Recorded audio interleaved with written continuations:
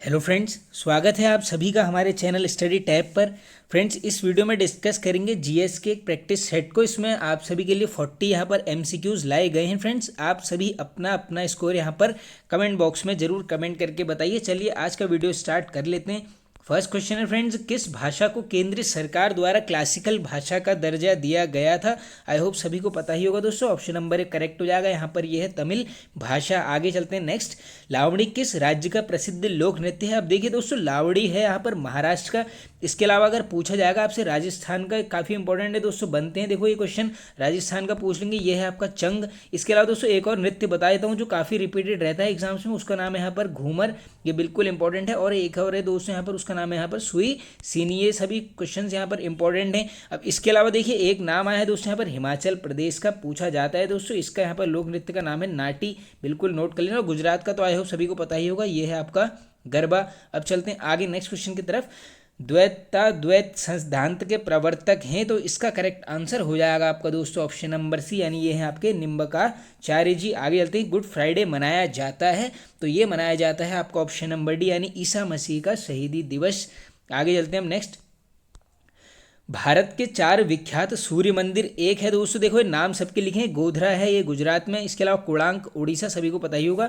सूर्य कोविल ये है आपका तमिलनाडु, तथा मारतंड है। अंतिम सूर्य मंदिर निम्न में से किस प्रदेश में अवस्थित है? यानी डायरेक्टली ये पूछ लें जो मारतंड सूर्य मंदिर है ये कहाँ पर है, तो ये है आपका दोस्तों कहाँ पर, जम्मू कश्मीर में। डायरेक्टली दोस्तों क्वेश्चन बनता है यहाँ पर, किसके शासनकाल में बनाया गया था? ये बनाया गया था दोस्तों ललितादित्य मुक्तापीड़। ये सभी आप लोगों ने ये नाम सुना होगा, कश्मीर के इतिहास में काफ़ी इंपॉर्टेंट राजा है, इससे क्वेश्चंस बन जाते हैं। आगे चलते हैं हम नेक्स्ट।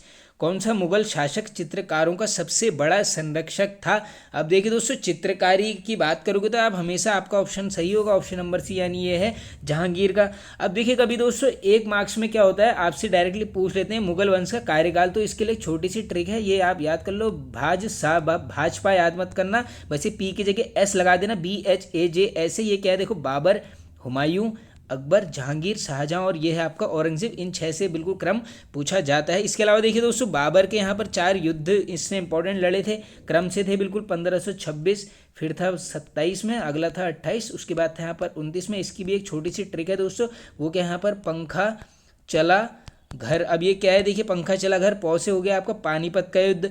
दूसरा है यहाँ पर खा से हो जाएगा खानवा का युद्ध 1527। इसके अलावा चौ से हो जाएगा आपका चंदेरी का युद्ध। और लास्ट जो 29 में लड़ा था इसने घौ से, ये होगा आपका घाघरा का युद्ध। बाकी सभी मुगल वंश वाली वीडियो ऑलरेडी अपलोडेड है दोस्तों चैनल में, उसमें एकदम ट्रिक से बताया गया है, बिल्कुल यहाँ पर नोट कर लीजिए। अब देखिए दोस्तों, इसके बाद थोड़ा सा अगर जहांगीर से एक दो क्वेश्चन जो बन जाते हैं कई काफ़ी बार, देखिए आप सभी को पता होगा। देखो अकबर का जो यहाँ पर मकबरा है उसका निर्माण कार्य पूरा करवाया था किसने? यहाँ पर ये करवाया गया था जहांगीर के द्वारा। कहाँ पर ये पूछा जाता है, कहाँ पर है? ये है इसका मकबरा सिकंदरा में। किसका है ये है अकबर का। बिल्कुल इंपॉर्टेंट क्वेश्चन बनता है। और एक दोस्तों काफ़ी इंपॉर्टेंट क्वेश्चन है, कश्मीर में शालीमार बाग का निर्माण कौन करवाता है? ये करवाता है आपका जहांगीर। अब चलते हैं आगे अपने नेक्स्ट क्वेश्चन की तरफ। भारतीय खनन विद्यालय कहाँ स्थित है? तो करेक्ट आंसर हो जाएगा आपका ऑप्शन नंबर, यानी ये है आपका धनबाद में। कंबोडिया स्थित अंकोर वाट मंदिर किस देवता को समर्पित है? वेरी वेरी इंपॉर्टेंट क्वेश्चन, देख लो ये कहाँ पर है, कंबोडिया में है क्या अंकोर वाट मंदिर। और ये आपका संबंधित है दोस्तों किससे? विष्णु भगवान से। आगे चलते हैं फ्रेंड्स नेक्स्ट। निम्नलिखित में से कौन सा युग्म सुमेलित है? अब देखिए दोस्तों, एक यहाँ पर बिल्कुल सुमेलित है, बाकी सब गलत हैं। देखो उबेर कप गोल्फ नहीं, ये तो बिल्कुल गलत है। राइडर कप बैडमिंटन, ये भी गलत है। आगा खान कप फुटबॉल, ये भी गलत है। डुरंड कप फुटबॉल, ये बिल्कुल सही है। ये मिल गया हमको आंसर ऑप्शन नंबर डी। अब देखिए दोस्तों, ये जो राइडर कप है ये संबंधित है किससे? गोल्फ से। ऊपर नीचे दे दिया है, उबेर कप पूछ लेंगे, ये हो जाएगा आपका बैडमिंटन। इसके अलावा जो आगा खा कप है दोस्तों, ये किससे संबंधित है? ये है आपका हॉकी खेल से। बिल्कुल इंपॉर्टेंट फैक्ट्स हैं, आप सबको नोट कर लेना। आगे चलते हैं हम नेक्स्ट। मदरबोर्ड क्या है? अब देखिए दोस्तों, इस प्रैक्टिस सेट में फ़ायदा थोड़ा सा ये है कि आपका जो है यहाँ पर जीएस के साथ साथ रीजनिंग और प्लस कंप्यूटर के भी जो क्वेश्चन है, जो भी यहाँ पर पैटर्न होता है यहाँ पर यूकेपीएससी का, वो सब यहाँ पर कवर हो जाता है। तो इसका करेक्ट आंसर नोट कर लीजिए, ये हो जाएगा आपका सर्किट बोर्ड जिसमें सीपीयू और अन्य चिप्स होते हैं, यानी ये होगा आपका ऑप्शन नंबर बी, बिल्कुल यहाँ पर करेक्ट। आगे चलते हैं। याहू, गूगल एवं MSN है, तो ये आई होप सभी को पता ही होगा दोस्तों आंसर ऑप्शन नंबर डी। ये सभी क्या हैं? एक सर्च इंजन है। आगे चलते हैं। निम्न में से कौन सी सूचना प्रौद्योगिकी शब्दावली नहीं है? पूछा गया है दोस्तों, कौन सी नहीं है, आइए देख लेते हैं दोस्तों। अपलोड बिल्कुल मॉडर्न है, साइबर स्पेस है, प्रकाश भंडारण, ये मिल गया आपको correct answer option number B. आगे चलते हैं। निम्नलिखित में से किस राज्य में तांबा खनिज का सबसे बड़ा भंडारण है। अब ये दोस्तों ये डेटा है 2021-22 के हिसाब से यहाँ पर पूछा गया है। करेक्ट आंसर हो जाएगा आपका मध्य प्रदेश। आगे चलते हैं। भारत में हरित क्रांति की शुरुआत हुई, तो देखिए दोस्तों हरित क्रांति की शुरुआत हो जाती है 66-67 के दशक में। ये हो जाएगा आपका correct answer option number D यहाँ पर बिल्कुल सही होगा। अब देखिए दोस्तों बात आई है यहाँ पर हरित क्रांति की, तो थोड़ा सा इसको डिस्कस कर लेते हैं क्योंकि काफ़ी बार दोस्तों इससे यहाँ पर क्वेश्चंस बन जाते हैं। तो देखिए दोस्तों बात करें, अगर पूछ लेंगे आपसे भारत में हरित क्रांति का जनक किसको बोला जाता है, ये है आपके एम.एस. स्वामीनाथन जी। 1968 में स्टार्ट होती है। और हाँ दोस्तों एक फैक्ट नोट कर लो, जो तीसरी जब पंचवर्षीय योजना यहाँ पर चल रही थी उस टाइम पर हरित क्रांति की स्टार्टिंग होती है, याद रख लो बिल्कुल तीसरी। और पूछ लेंगे दोस्तों आपसे अगर वर्ल्ड हरित क्रांति यानी विश्व हरित क्रांति का जनक कौन है, उस केस में आपका आंसर हो जाएगा ये है आपके नॉर्मन बोरलॉग जी। आगे चलते हैं हम नेक्स्ट क्वेश्चन की तरफ। निम्न में से कौन सी फसलें जायद में मुख्यतः सिंचित क्षेत्रों में उगाई जाती हैं। तो दोस्तों डायरेक्टली ये जायद फसल पूछ ले रहे हैं। इसका करेक्ट आंसर हो जाएगा आपका यहाँ पर ऑप्शन नंबर ये है आपका मूंग एवं उड़द। ऑप्शन नंबर ए बिल्कुल सही हो जाएगा। आगे चलते हैं हम नेक्स्ट। राष्ट्रीय हॉर्टिकल्चर मिशन किस पंचवर्षीय योजना में आरंभ किया गया था। दोस्तों ये किया गया था, आपका करेक्ट आंसर हो जाएगा ऑप्शन नंबर सी यानी 10वीं पंचवर्षीय योजना में होता है स्टार्ट ये राष्ट्रीय हॉर्टिकल्चर मिशन, बागवानी मिशन भी बोला जाता है। और दोस्तों अगर इसका कार्यकाल पूछ लेंगे आपसे कि बताइए 10वीं पंचवर्षीय योजना का कार्यकाल, तो ये रहा आपका दोस्तों 2002 से लेकर 2007 तक। आगे चलते हैं हम नेक्स्ट। अल्प विकसित देशों में गरीबी का मुख्य कारण है। तो दोस्तों देखो एकदम इजी क्वेश्चन होते हैं इस टाइप के, एकदम आप ऑप्शन से इसको करेक्ट कर लेंगे। ये क्या हो जाएगा दोस्तों, हमेशा आय में जो असमानता होगी ऊपर नीचे होगा वही होगा आपका करेक्ट आंसर। आगे चलते हैं। मुख्यतः गरीबी उन्मूलन हेतु निम्नलिखित में से किस प्रधानमंत्री ने मूल रूप से बीसी सूत्र कार्यक्रम प्रारंभ किया था। तो ये किया गया था दोस्तों यहाँ पर इंदिरा गांधी जी के द्वारा। ऑप्शन नंबर सी हो जाएगा बिल्कुल यहाँ पर करेक्ट। और दोस्तों ये जो अगर पूछ लेंगे ये 20 सूत्री कार्यक्रम कब स्टार्ट हुआ, इस केस में आप पूरी डेट ये लिख लो, बिल्कुल पूछी जाएगी। 1975 में हो जाता है स्टार्ट किया 20 सूत्री कार्यक्रम, बिल्कुल बन सकता है क्वेश्चन। आगे चलते हैं। संसद के दोनों सदनों के संयुक्त अधिवेशन को कौन बुलाता है। तो ये बुलाया जाता है आपका ऑप्शन नंबर सी यानी राष्ट्रपति जी के द्वारा। किसी विधानसभा में कोई धन विधेयक निम्न में से किसकी अनुमति के बिना प्रस्तुत नहीं किया जा सकता है। तो दोस्तों देखो अनुमति हमेशा किसकी चाहिए, यहाँ पर राज्यपाल की, बिल्कुल इंपॉर्टेंट क्वेश्चन है। आगे चलते हैं। देश में पंचायती राज व्यवस्था का आरंभ किस समिति की रिपोर्ट के आधार पर किया गया। तो ये किया गया था दोस्तों बलवंत राय मेहता समिति के द्वारा। बिल्कुल आसान क्वेश्चन है, ये काफ़ी बार हमने ये चीज़ें पड़ी हुई हैं। ऑप्शन नंबर डी बिल्कुल यहाँ पर सही हो जाएगा। आगे चलते हैं। पंचायती राज संस्थान के अधिकतम आय का स्रोत है। तो ये हो जाएगा दोस्तों सरकारी अनुदान, सभी को पता ही होगा इसका आंसर। तो चलिए आगे चलते हैं हम नेक्स्ट क्वेश्चन की तरफ। भारत सरकार का संवैधानिक अध्यक्ष कौन है। तो दोस्तों ये क्या कौन होगा, आपका correct answer option number D जो होगा देश का राष्ट्रपति। Option number D right correct. आगे चलते हैं।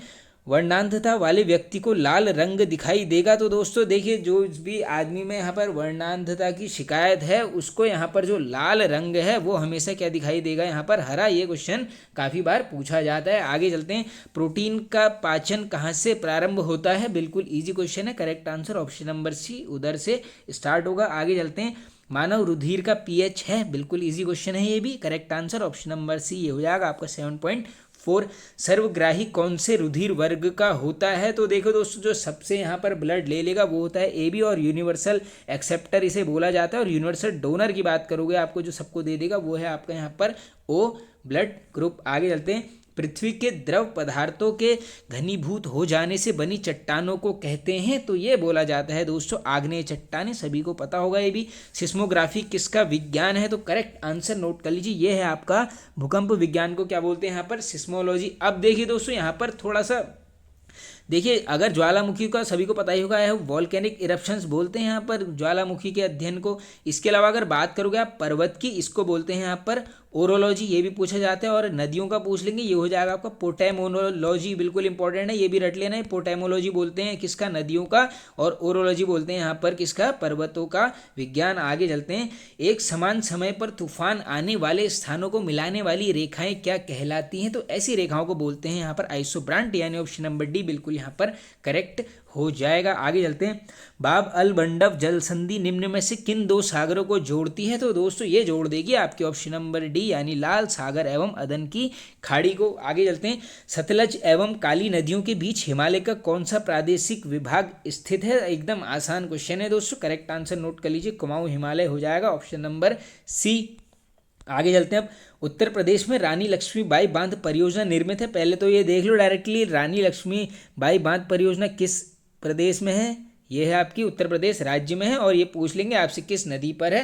करेक्ट आंसर हो जाएगा आपका ऑप्शन नंबर ए यानी ये है आपका बेतवा नदी पर। आगे चलते हैं हम नेक्स्ट। 2011 की जनगणना के अंतिम आंकड़ों के अनुसार भारत का औसत जनसंख्या घनत्व प्रति वर्ग किलोमीटर कितना है? तो ये है आपका दोस्तों ऑप्शन नंबर सी यानी 382। आगे चलते हैं हम नेक्स्ट। भारत में निम्नलिखित पार्कों को उत्तर से दक्षिण दिशा की ओर क्रमबद्ध कीजिए। तो देखो दोस्तों, उत्तर से दक्षिण की तरफ जाना है तो एकदम आसान करते हुए चलेंगे। देखिए उत्तर से दक्षिण में आप जाओगे, देखो उत्तर ये हो जाएगा नॉर्थ, नॉर्थ में जाओगे तो सीधे आपको मिल जाएगा यहाँ पर कॉर्बेट नेशनल पार्क, ये है आपका उत्तराखंड में। इसके अलावा आप थोड़ा उधर को चले जाओ तो ये मिल जाएगा आपको माधव नेशनल पार्क। अब देखिए दोस्तों, ये माधव नेशनल पार्क जो है, ये सभी ये क्वेश्चन डायरेक्टली पूछ लेंगे आपसे कि ये बताओ भैया ये पार्क कहाँ है? तो ये माधव है यहाँ पर मध्य प्रदेश में। इसके अलावा उसके बाद अगर दक्षिण की तरफ और जाओगे फिर आपको मिल जाएगा ये इंद्रावती नेशनल पार्क। आप पूछेंगे ये कहाँ पर है? ये है आपका कहाँ पर? छत्तीसगढ़ में, बिल्कुल इंपॉर्टेंट है। और लास्ट में आप जाएंगे दक्षिण में कहाँ? नागरहोल नेशनल पार्क, जो आपका है यहाँ पर कर्नाटक में। बिल्कुल इंपॉर्टेंट क्वेश्चन हैं दोस्तों, सभी फैक्ट्स को आप नोट कर लेना। अब देखिए क्रम अगर जाओगे तो 3 4 1 2 बन रहा है, ऑप्शन नंबर डी आपका यहाँ पर सही हो जाएगा। राष्ट्र संघ की स्थापना कब हुई थी? अब दोस्तों एकदम कंफ्यूज मत हो जाना जल्दीबाजी में, ये संयुक्त राष्ट्र संघ नहीं पूछा गया है, वो अलग चीज़ है। यूएनओ ये अलग चीज़ है, लीग ऑफ नेशन इसे बोलते हैं यहाँ पर राष्ट्र संघ।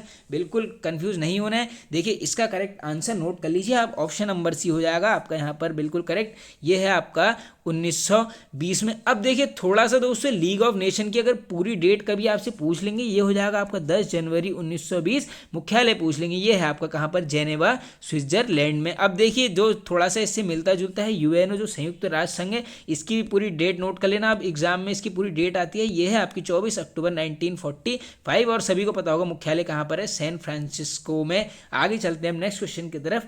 निम्न घटनाओं में से कौन पहले घटित हुई? आप देखिए दोस्तों, जिसने यहाँ पर हिस्ट्री को बारीकी से पढ़ा है वो इसको एकदम आराम से कर लेगा। तो देखिए सबसे पहले क्या घटित होता है यहाँ पर? अमेरिकी क्रांति। अब देखो ये चारों चीज़ हैं, ये चारों हमें क्रांतियों के बारे में पता होना चाहिए कि कब कौन सी हुई है। तो देखिए अमेरिकी क्रांति का कार्यकाल पूछेंगे, 1775 में स्टार्ट होगी, 1783 में ये यहाँ पर एंड हो जाएगी। इसके अलावा इसके बाद कौन सी होगी? देखो दोस्तों, इसके बाद हो जाएगी आपकी यहाँ पर फ्रांसीसी क्रांति होती है। ये कब होती है दोस्तों? 1789 से 1799 है इसका कार्यकाल। इसके बाद होती है आपकी दोस्तों यहाँ पर क्या? रूसी क्रांति। इसका कार्यकाल भी नोट कर लो, क्या पता पूछ लें, 1917 से 1923। और ये वाला तो आप सभी को पता ही होगा दोस्तों, भारत का प्रथम स्वतंत्रता संग्राम, ये कब होता है आपका? 1857 में। ये सभी को पता होगा, बैरकपुर की घटना थी, मंगल पांडे सैनिक से ये रिलेटेड था। आगे चलते हैं हम नेक्स्ट।